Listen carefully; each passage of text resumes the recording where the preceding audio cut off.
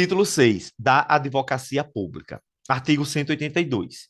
Incumbe à advocacia pública, na forma da lei, defender e promover os interesses públicos da União, dos estados, do Distrito Federal e dos municípios, por meio da representação judicial em todos os âmbitos federativos, das pessoas jurídicas de direito público que integram a administração direta e indireta. Artigo 183. A União, os estados, o Distrito Federal e os municípios, e suas respectivas autarquias e fundações de direito público, gozarão de prazo em dobro para todas as suas manifestações processuais, cuja contagem terá início a partir da intimação pessoal. Aqui é interessante salientar, Maria, que antes do advento do novo CPC, lembra, esses entes públicos eles tinham prazo em quádruplo para contestar e em dobro para recorrer. Isso era uma confusão danada. E aí, com a reforma do CPC, graças a Deus, uniformizou-se que ela tem o prazo em dobro para todas as suas manifestações processuais. E aí, obviamente, inclui-se a contestação e os recursos possíveis. Parágrafo 1º. A intimação pessoal far-se-á por carga, remessa ou meio eletrônico. Hoje em dia, praticamente só por meio eletrônico, né? Porque o PJ entrou em 2012, de lá para cá, acho que salvo algumas exceções, como por exemplo processo penal, né? Mas quase todos os processos já estão digitalizados. Parágrafo 2º. Não se aplica o benefício da contagem em dobro quando a lei estabelecer, de forma expressa, prazo próprio para o ente público. Ó, se, por exemplo, tem lá uma lei, um artigo na Fazenda Nacional que diz que o prazo é de 30 dias, não há se falar em prazo em dobro. Serão esses 30 dias. Artigo 184. O membro da advocacia pública será civil e regressivamente responsável quando agir com dolo ou fraude no exercício de suas funções. Aqui é outra coisa que também mudou. Antigamente ele era responsável civil e criminalmente, e era com culpa ou dolo. Agora não, é civil e regressivamente quando agir com dolo ou fraude no exercício de suas funções. Título 7 da Defensoria Pública, artigo 185.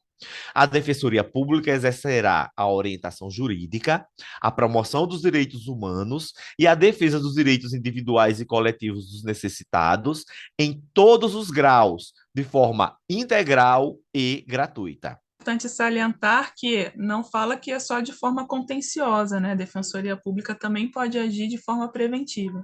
Tem legitimidade, artigo 5º da Lei 7347 de 85, que é a Lei de Ação Civil Pública. Tem legitimidade para propor a ação principal e a ação cautelar. O Ministério Público. 2, a Defensoria Pública. E aí segue. Então, hoje a Defensoria Pública ela tem legitimidade para impetrar a ação civil pública, tanto a principal quanto a cautelar. E aí houve a alteração dessa lei de ação civil pública, que é de 1985, pela lei 11.448 de 2007, que foi a que inseriu a Defensoria Pública, Maria. Artigo 186. A Defensoria Pública gozará de prazo em dobro para todas as manifestações processuais. Segue a mesma regra da advocacia pública, né? Parágrafo 1º. O prazo tem início com a intimação pessoal do defensor público nos termos do artigo 183, parágrafo 1º. Ou seja, essa intimação pessoal pode ser por carga nos autos, por comunicação oficial, por exemplo, mandado pelo oficial de justiça ou por meio eletrônico. Parágrafo 2º. A requerimento da Defensoria Pública, o juiz determinará a intimação pessoal da parte patrocinada quando o ato processual depender de providência ou informação que somente por ela possa ser realizada ou prestada. Aqui, Maria, eu tenho um colega que é defensor público lá em Pernambuco, e aí eu não conseguia entender direito esse artigo. Ele dizia, Joel, pensa comigo. numa ação de investigação de paternidade. O pai está em local incerto e não sabido. Aí a mãe chega para mim e diz: doutor, ele está no endereço tal, rua tal, tal, tal, tal. Veja, é uma informação que só ela poderia me dar. Então, o que é que eu posso fazer? Pedir ao juiz que intime essa mãe para me dar esse endereço, se obviamente ela já não me passou espontaneamente, porque ó, informação que somente por ela possa ser realizada ou prestada. Não tem como o pobre do defensor público ter bola de cristal para saber onde ia estar o dito cujo, né? Parágrafo terceiro. O disposto no caput aplica-se aos escritórios de prática jurídica das faculdades de direito reconhecidas na forma da lei e às entidades que prestam assistência jurídica gratuita em razão de convênios firmados com a Defensoria Pública. Parágrafo 4º. Não se aplica o benefício da contagem em dobro quando a lei estabelecer, de forma expressa, prazo próprio para a Defensoria Pública.